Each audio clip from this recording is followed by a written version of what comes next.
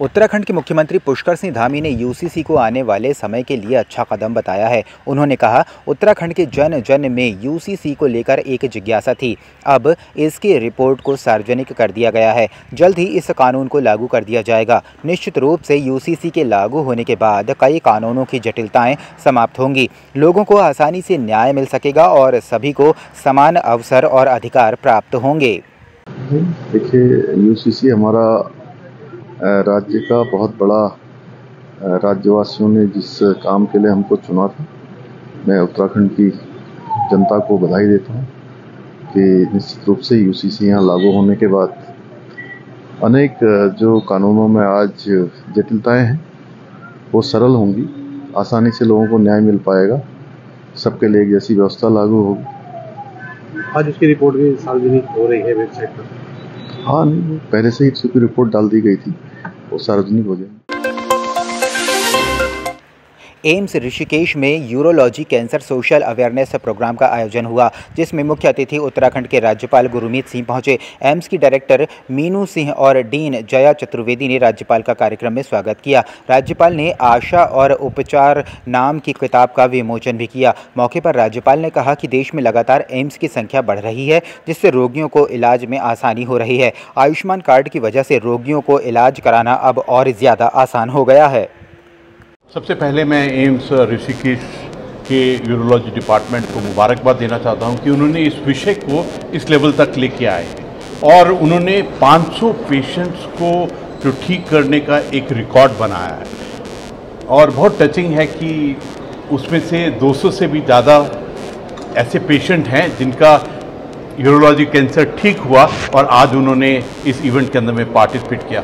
उन्होंने अपनी खुद जो इस एक चैलेंज के साथ में लड़े, उसकी कहानी बताई और मुझे बहुत खुशी हुई कि उन्होंने अपने हृदय से, अपनी आत्मा से एम्स ऋषिकेश को, डॉक्टर्स को, नर्सिंग को, जितने भी हमारे हेल्थ वॉरियर हैं, उनको तहे दिल से धन्यवाद दिया।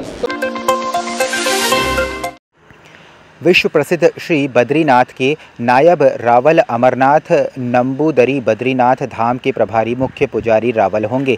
आदि गुरु शंकराचार्य के कालखंड से अभी तक 20 रावल धाम में पूजा अर्चना का सेवा दायित्व निभा चुके हैं। अब 21वें रावल 30 वर्षीय नायब रावल अमरनाथ नंबूदरी रावल प्रभारी रावल पद का दायित्व संभालेंगे। श्री बद्रीनाथ केदारनाथ मंदिर समिति अध्यक्ष अजेंद्र अजय ने इस अवसर पर शुभकामनाएं दी हैं।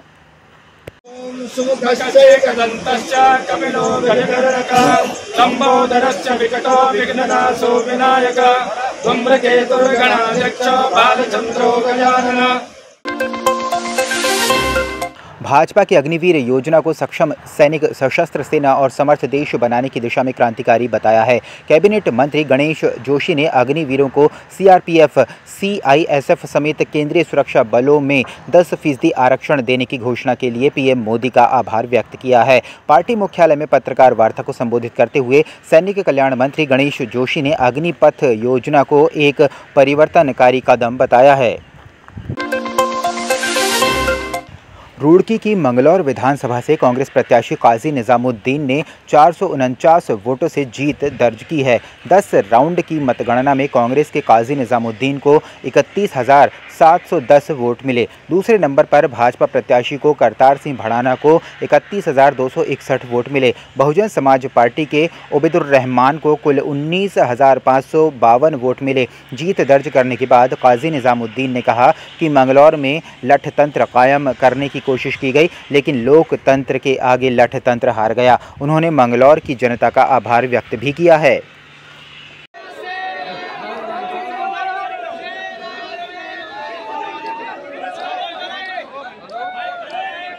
विपक्षी दल हैं कि आप लोगों के दिल जीतने की कोशिश कीजिए, बूथ जीतने की कोशिश मत कीजिए, वरना जनता वही जवाब देगी जो अब मंगलौर विधानसभा उपचुनाव में दिया है। मैं मंगलौर विधानसभा की जनता का दिल से आभार व्यक्त करता हूं कि उन्होंने एक हेलीकॉप्टर के सामने एक मेरे जैसे इंसान को, पूरे तंत्र के सामने मुझको कांग्रेस पार्टी में विश्वास जताया। बहुत बहुत धन्यवाद। मंगलौर विधानसभा क्षेत्र का बहुत आभार, मेरी पार्टी के सभी नेताओं का, साथियों का पूरे ज़िले और उत्तराखंड से बाहर के तमाम लोग साथी आए, उनका दिल से आभार।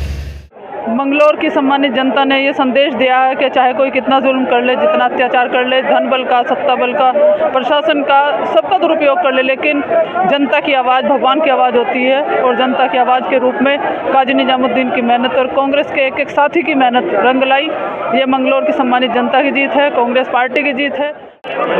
हमको जनता ने बड़ी जिम्मेदारी सौंपी है, हम इसको जीत नहीं कहते, जिम्मेदारी है जो मंगलौर की जनता ने और बद्रीनाथ की जनता सौंपने जा रही है। हम विपक्ष धर्म निभाएंगे, निष्ठा के साथ निभाएंगे और ताकत के साथ और शक्ति के साथ और सक्रियता से निभाएंगे। बद्रीनाथ विधानसभा उपचुनाव में कांग्रेस उम्मीदवार लखपत सिंह बुटोला 5224 मतों से बद्रीनाथ विधानसभा उपचुनाव जीते। बद्रीनाथ विधानसभा उपचुनाव में कांग्रेस प्रत्याशी लखपत बुटोला की जीत का जोरदार जश्न मनाया जा रहा है। दशौली, जोशीमठ और पोखरी प्रखंड में कांग्रेसी मना रहे होली। गोपेश्वर बस स्टैंड सहित जोशीमठ के नटराज चौराहे पर झूमे कांग्रेसी। रंग गुलाल और आतिशबाजी के साथ कांग्रेस पार्टी के कार्यकर्ता मना रहे हैं।